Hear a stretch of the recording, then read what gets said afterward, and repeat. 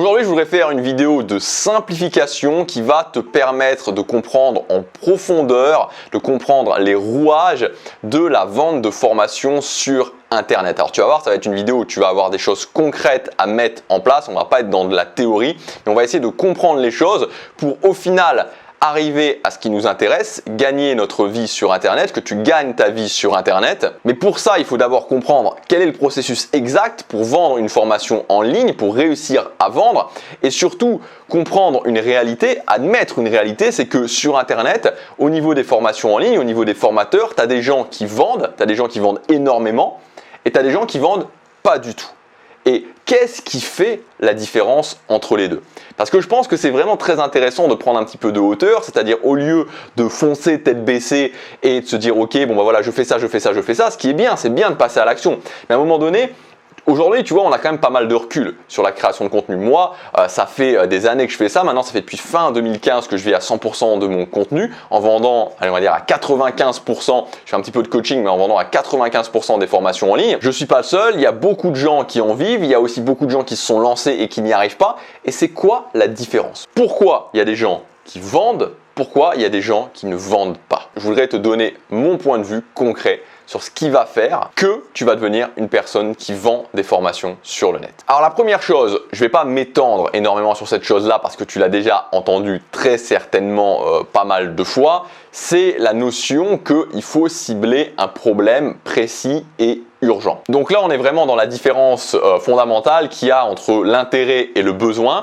Il faut comprendre ça, c'est-à-dire que l'intérêt, c'est quelqu'un peut avoir un intérêt pour quelque chose, peut se dire ah oui, ce truc-là, c'est intéressant, mais pour autant ne dépensera jamais d'argent dedans. Tu vois, il y a un exemple très concret par rapport à ça, c'est l'exemple de Wikipédia. Wikipédia, c'est un intérêt, les gens ont un intérêt dessus, c'est l'un des sites les plus visités au monde. Enfin, je crois que ça doit être le 3e, 4e ou 5e, enfin bon, il est dans le top 10 des sites les plus visités au monde. Ça brasse des millions et des millions de visiteurs. Pourtant, Wikipédia, quand ils veulent se financer chaque année, ils sont obligés d'envoyer des mails, ça leur prend, alors qu'ils ont un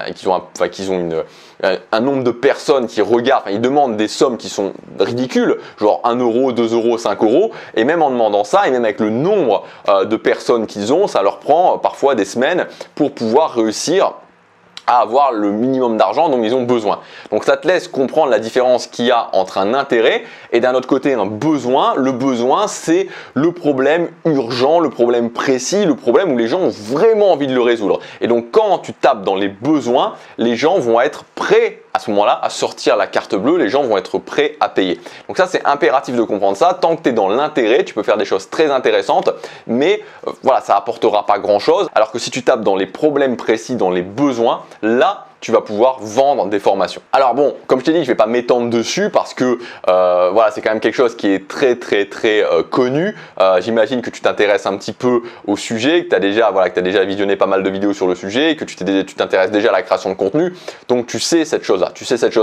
Sauf que cette chose-là, évidemment, elle est nécessaire mais pas suffisante, tout simplement parce qu'aujourd'hui, tu vois, si tu vas dans ta thématique et que tu vas un petit peu sur les groupes Facebook de ta thématique, tu ne mettras pas très longtemps à trouver les problèmes des gens. C'est-à-dire qu'aujourd'hui, tu peux tout à fait lancer une chaîne sur le business en ligne et tu sais très bien quels sont les problèmes des gens sur le business en ligne. C'est que j'arrive pas à vendre, j'arrive pas à avoir une audience sur YouTube ou j'arrive pas à avoir de visiteurs sur mon blog. Voilà, j'ai peur de créer un premier produit, j'ai peur de faire des vidéos, etc., etc. Donc les problèmes sont connus, les problèmes urgents sont connus. Pourtant, même si tu lances un business en ligne sur cette thématique avec ces problèmes-là, il y a de fortes chances, en le faisant de cette façon-là, que tu ne vendes pas de formation. Donc ça veut bien dire que ce n'est pas suffisant. La deuxième chose, c'est que les solutions que tu proposes pour résoudre ces problèmes, donc dans tes formations, tu vas proposer des solutions, hein, c'est la base d'une formation, c'est-à-dire qu'une formation, c'est un plan d'action qui va te permettre d'aller au-delà d'un obstacle, qui va te permettre d'arriver à un objectif, au-delà d'un problème, d'un obstacle qui va te permettre d'arriver à un objectif. Il faut que ces solutions que tu proposes soient innovantes, soient différentes. Alors, pourquoi ? En fait, tu vois, c'est un principe qui n'est pas seulement le principe de la création de contenu, c'est un principe que tous les entrepreneurs connaissent dans n'importe quel secteur. C'est ce qu'on pourrait appeler le principe des marques rassurantes. Qu'est-ce que c'est ce principe des marques rassurantes? C'est que, imaginons que voilà, tu habites en France Imaginons que tu viennes faire un voyage, par exemple, chez moi en Corée du Sud. Voilà, tu vas à Séoul, en Corée du Sud. Tu vas à Séoul, en Corée du Sud, tu prends l'avion, tu vois, tu es avec, je sais pas moi, tu es avec un ami ou une amie, tu prends l'avion et vous arrivez tous les deux à Séoul, en Corée du Sud. Donc, tu vois, tu as le décalage horaire, tu as 7 heures l'été ou 8 heures l'hiver de décalage horaire. Donc, tu arrives, tu vois, tu es fatigué, tu passes la douane, voilà, tu passes l'immigration, tu passes la douane, tu récupères tes bagages, tu dois arriver à l'aéroport en plus d'Incheon, il est loin, donc tu as 60 km pour arriver au centre-ville. Donc voilà, quand tu arrives au centre-ville, tu es fatigué. Voilà, tu es fatigué, tu es usé. Et donc, qu'est-ce qui va se passer à ce moment-là? Tu as faim. Et qu'est-ce que tu vas faire à ce moment-là? Il y a une très très haute probabilité que tu finisses chez McDonald's ou chez Burger King.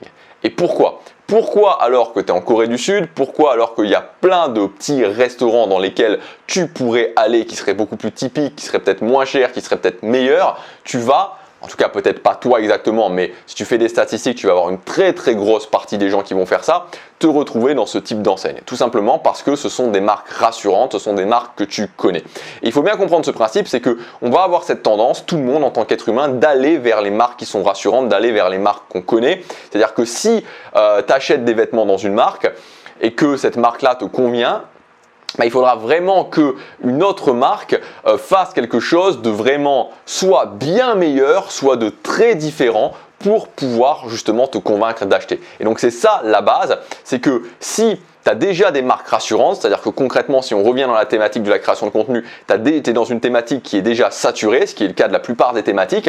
Ce que ça veut dire, c'est que si tu fais pas soit quelque chose dans un nouveau marché, donc quelque chose où tu es le premier dans le marché, mais bon ça on va l'écarter puisque la plupart des thématiques sont saturées. Donc si on écarte la possibilité que tu sois le premier dans un marché, il va falloir que tu fasses soit quelque chose qui soit bien meilleur, soit quelque chose qui soit très différent. Et ça c'est important de le comprendre, c'est-à-dire qu'il ne faut pas que ce soit un peu meilleur, il faut que ce soit bien meilleur. Et donc tu comprends bien que quand tu as des gens qui sont installés depuis des années, qui ont des grosses preuves d'autorité, de crédibilité, ça va être difficile de faire des choses qui vont être vraiment bien meilleures qu'eux. Donc ta meilleure option, c'est de faire des choses qui soient différentes, vraiment différentes. En tout cas, de ne pas faire des choses qui soient vues et revues. Tu vois, par exemple, si tu vends des formations sur comment faire un tunnel de vente, dans le marketing, le tunnel de vente, c'est vu, revu. Alors, ça ne veut pas dire que tu ne peux pas innover. Ça ne veut pas dire que tu ne peux pas transformer le concept. Ça ne veut pas dire que tu ne peux pas proposer un tunnel de vente qui soit différent.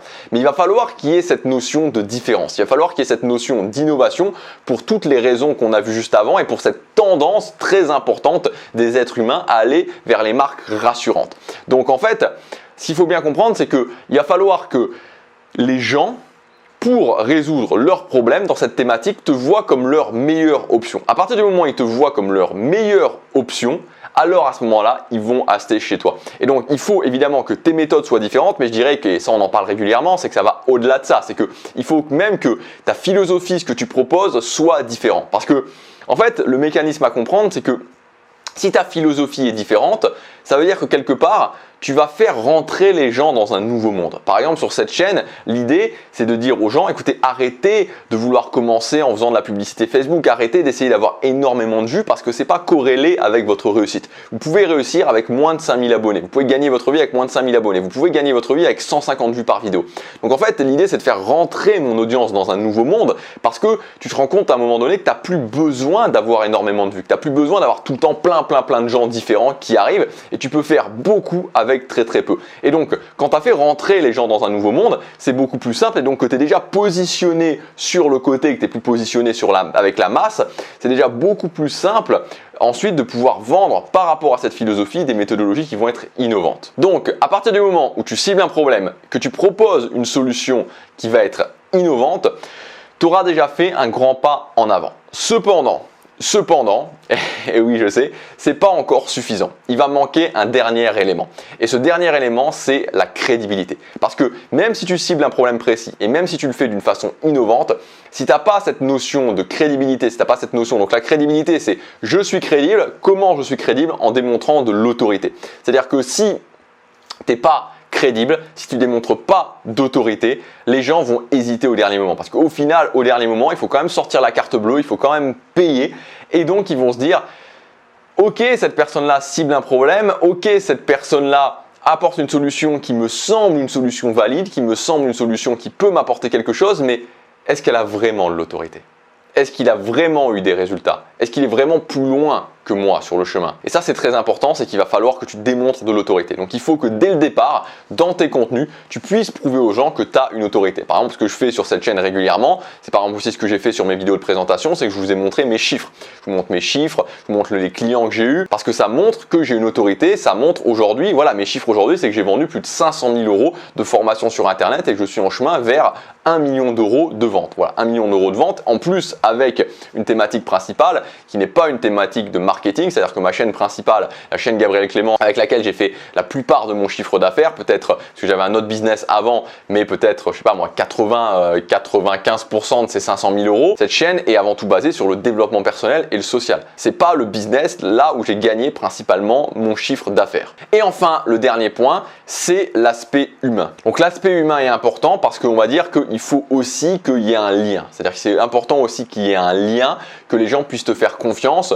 Donc typiquement, quand tu crées du contenu régulièrement, quand tu adoptes cette idée de faire du contenu régulièrement et surtout quand tu adoptes cette méthode super fan, c'est pas quelque chose qui est très compliqué parce que tu peux créer du lien facilement avec les gens simplement en étant authentique, en partageant tes difficultés. Voilà, régulièrement, je vais partager mes difficultés, je vais partager les choses qui m'ont posé problème et puis voilà, naturellement, en faisant ça, en adoptant ce côté plus intime, tu vois, moi je fais mes vidéos comme si je parlais à un ami, c'est-à-dire que je te parle vraiment comme si l'appareil photo c'était un ami à qui je parlais, il y a un petit peu naturellement ce côté lien qui se crée. Et enfin, le dernier point qui lui aussi est inclus dans la méthode super fan, mais il faut quand même en parler, c'est le fait de commencer à vendre peu cher. Tout simplement parce que vendre peu cher, c'est pas un obstacle à vendre beaucoup. Ça, c'est un argument qu'on entend très souvent, c'est que c'est pas possible de bien gagner sa vie en vendant des produits à 50 € ou à 100 € par mois. On va dire globalement des produits à moins de 100 € par mois. C'est faux, c'est totalement faux. C'est complètement faux. Moi, j'ai pu générer plus de 500 000 € sans faire de publicité. J'ai jamais fait de publicité sur ces 500 000 € et je suis pas le seul exemple. Il y a d'autres personnes qui proposent des produits régulièrement, des produits peu chers régulièrement et qui ont aussi gagné de l'argent, qui ont aussi parfois gagné beaucoup d'argent. C'est pas un argument de dire que parce que tu vends peu cher, tu peux pas gagner beaucoup d'argent. C'est un argument qui est complètement faux. Par contre, le gros avantage à vendre peu cher, c'est que les gens seront beaucoup plus enclins à t'acheter. Parce que là, à un moment donné, il faut aussi revenir dans la réalité. C'est que acheter un produit à 50 ou à 80 €, c'est pas la même chose qu'acheter un produit à 1000 ou à 2000 €. Je veux dire, pour toi, tu peux le savoir. C'est-à-dire que si tu es devant une page de vente en train de te poser la question, est-ce que j'achète ce produit qui est par exemple à 80 €? Bon, voilà, c'est un investissement. Mais enfin bon, 80 € si tu prends sur une année, voilà, si tu achètes un produit à 80 € et même si ce produit ne te convient pas, bon, je veux dire, dans 3 mois, tu auras oublié, c'est pas grave, tu vois, ça va pas impacter ton budget sur l'année. Par contre, si tu achètes un produit à 2000 € plus cher et que ça ne te convient pas, tu as quand même un gros problème là. Enfin, tu as un problème, c'est-à-dire que si tu gagnes même 2000 € par mois, c'est quand même quelque chose c'est un investissement important. En fait, il y a une grosse différence entre les deux et quand quand tu vends à moins de 100 €, c'est déjà des achats où les gens ne réfléchissent pas vraiment. Voilà, les gens ne réfléchissent pas forcément énormément. Ils disent ok, je pense que ça peut être intéressant, c'est bon, je l'achète. Quand je vends à 2000 €, là il y a une grosse réflexion. Donc ça veut dire que ton marketing, ton autorité, etc., doivent être beaucoup plus importantes. C'est pour ça que vendre peu cher, c'est le meilleur moyen de commencer à vendre et de commencer à vendre rapidement. Donc pour résumer, et pour prendre les points qui sont vraiment les points centraux, si tu veux commencer à vendre des formations sur Internet, il faut que tu résolves cette équation, viser des problèmes précis, avoir des solutions qui sont des solutions innovantes et démontrer de l'autorité, devenir crédible. Quand tu fais ça, j'ai des problèmes précis, je cible des problèmes précis avec des solutions innovantes et je démontre une crédibilité dans le fait que je sache résoudre ces problèmes, que moi j'ai déjà pu le faire pour moi et aussi pour d'autres personnes. Alors à ce moment-là, tu verras que tu vendras des formations sur Internet. Si tu veux aller plus loin à ce niveau-là et surtout sur l'aspect différenciation, c'est-à-dire réussir à se différencier, commencer à bien se positionner et aussi commencer à mettre en place les étapes de la méthode Superfan, c'est-à-dire la méthode pour gagner ta vie avec moins de 5000 abonnés sur ta chaîne YouTube, tu peux accéder à ma formation gratuite. Elle s'appelle tout simplement la méthode Superfan. C'est le premier lien dans la description. Tu cliques sur ce lien et tu auras toutes les informations pour accéder gratuitement à ton espace membre. Je te dis à tout de suite de l'autre côté dans la formation. À bientôt pour la prochaine vidéo. Salut.